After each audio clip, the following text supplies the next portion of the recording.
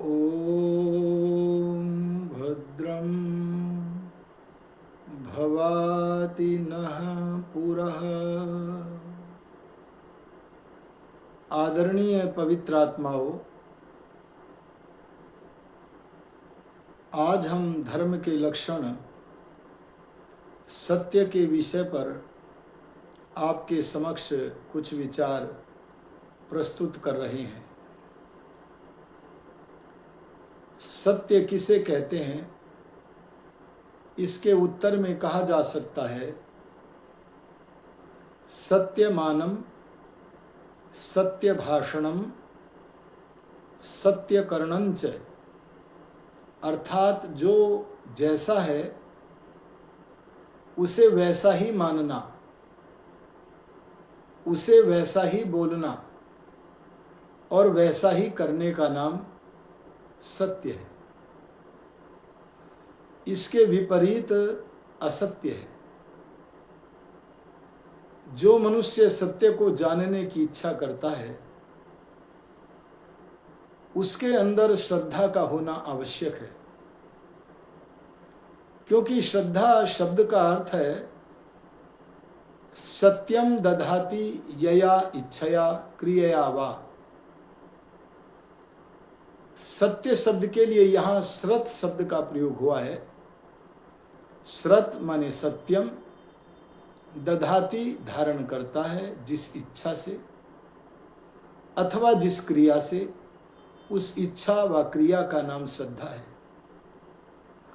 और जिसके अंदर सत्य को धारण करने के लिए इच्छा होती है या सत्य को ग्रहण करने के लिए पुरुषार्थ होता है, वह श्रद्धालु मनुष्य ही सत्य को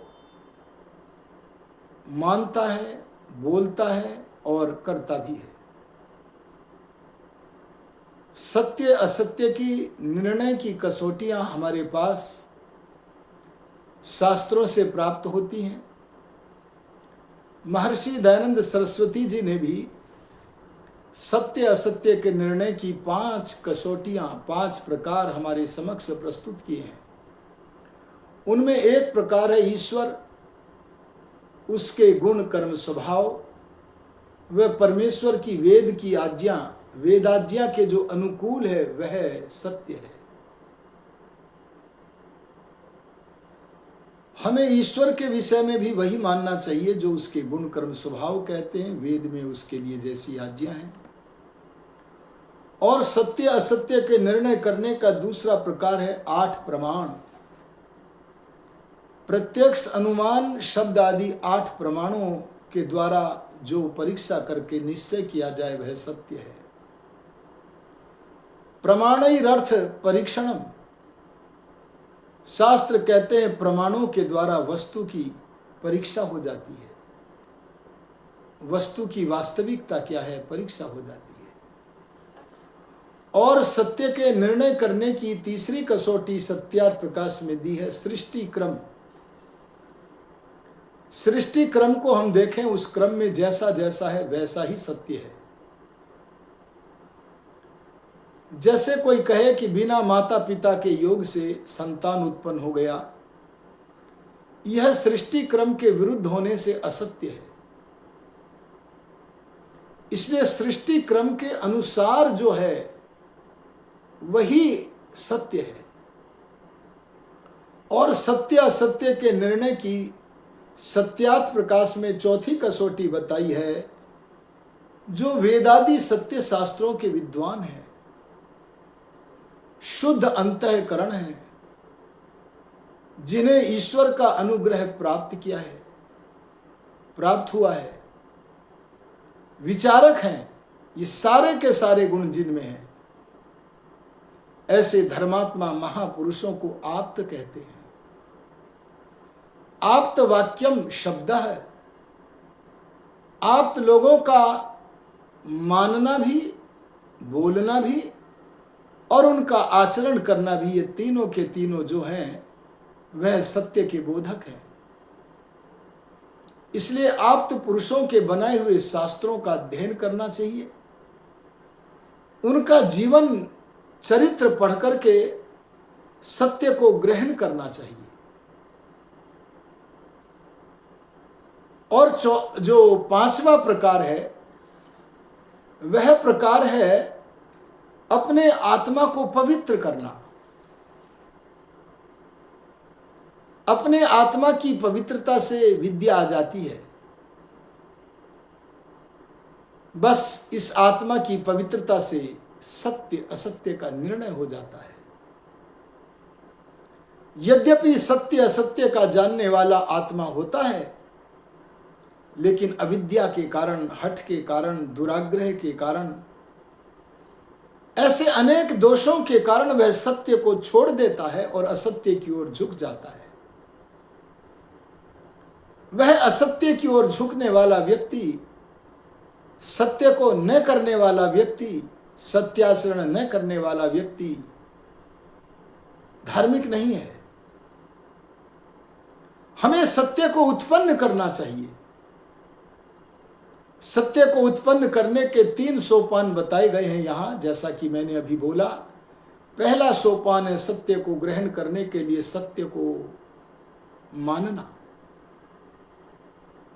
दूसरा, सत्य भाव के बाद सत्य भाषण करना। और तीसरा है सत्य आचरण करना। कोई भी मनुष्य यदि समझौता करता है तो सत्य के भाव में समझौता नहीं करता।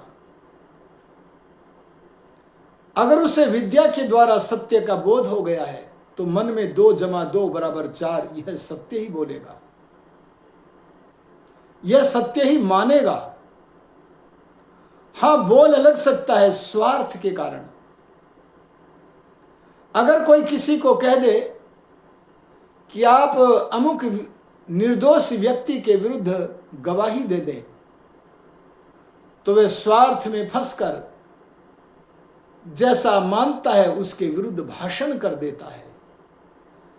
अपयश की गठरी बांधकर विवश होकर लड़खड़ाती टांगों से परलोक गमन कर जाता है। समझौता उसने वाणी में किया है, मन में तो वह सत्य को मानता ही है। और सबसे अधिक समझौता माने विचार में परिवर्तन और झुकाव मनुष्य अपने स्वार्थादि दोषों के कारण व्यवहार में ही करता है। ये तीनों सोपानों को पार करने से हमारे समीप सत्य आ जाता है। सत्य आचरण करने के लिए अर्थात सत्य को उत्पन्न करने के लिए हमें कुछ करना चाहिए। जैसे एक कुंभकार मिट्टी से घड़े को बनाता है, जैसे हम रसोई में आटे से रोटी को बनाते हैं, ऐसे जो वस्तु जैसी है उस सत्य को जानने के भाव, सत्य को बोलना और करना, इस सत्य नामक वस्तु का उत्पादन हम किससे करें, इस विषय में भगवती श्रुति कहती है। परमात्मा अपनी वेद विद्या के माध्यम से कहते हैं, ऋतंच सत्यं चाभिधात तपसोध्य जायत। यहां 2 वस्तुओं को अभिध तप से उत्पन्न हुआ जाता है ऐसा कहा है। एक वस्तु का नाम ऋत है तो यहां द्वितीय वस्तु का नाम है सत्य। सत्य को मनुष्य भी अपने अभिध तप से पैदा कर सकता है। तप किसे कहते हैं? तप नाम संतापों को सहन करने का है। तप नाम कष्टों को सहन करने का है। एक मनुष्य यदि ग्रीष्म ऋतु में खुले आकाश में सूर्य की धूप में एक पैर पर खड़ा हुआ है, 1 घंटे से पसीना निकल रहा है, अग्नि से शरीर झुलस रहा है, उसे कष्ट हो रहा है, इस व्यर्थ के कष्ट के सहने का नाम तप नहीं है, बल्कि धर्म के आचरण के लिए जो कष्टों का सहन करना है, जो श्रेष्ठ गुण को धारण करने के लिए कष्ट को सहन करना है, उस कष्ट के सहन करने का नाम ही तप है। यद्यपि यदि हम तप शब्द पर व्याख्यान करने लगे, सैकड़ों नहीं, लाखों नहीं, असंख्य तपों का वर्णन किया जा सकता है। तप तो धर्म का लक्षण है। महर्षि दयानंद जी महाराज ऋग्वेदादि भाष्य भूमिका नामक शास्त्र में, वेद भाष्य की भूमिका में अनेक प्रकार के तपों का वर्णन करते हुए उन तपों को धर्म का लक्षण बता रहे हैं।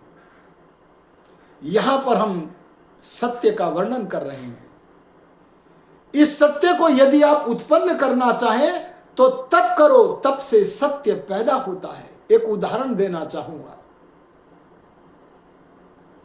एक मनुष्य ने अपने जीवन का लक्ष्य बनाया है, मैं भगवान का आलिंगन करूंगा, मैं भगवान का प्रत्यक्ष करूंगा, उसका साक्षात्कार करूंगा, ये मेरे जीवन का लक्ष्य है।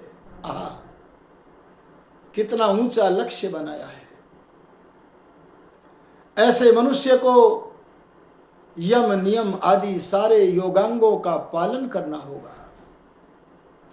इसके लिए वह सर्वप्रथम अपनी आंख, नाक, कान आदि इंद्रियों के गलत प्रवाह को रोकता है। आंखें जो दृश्य देख रही हैं वे सब दर्शनीय नहीं हैं, विपरीत दिशा में देख रहा है।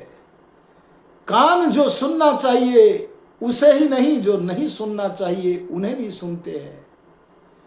इन हमारी इंद्रियों के गलत प्रवाह को रोकने में एक साधक को जो कष्ट होता है, उन कष्टों को सहते हुए ईश्वर प्रत्यक्ष की तरफ आगे बढ़ता जाता है।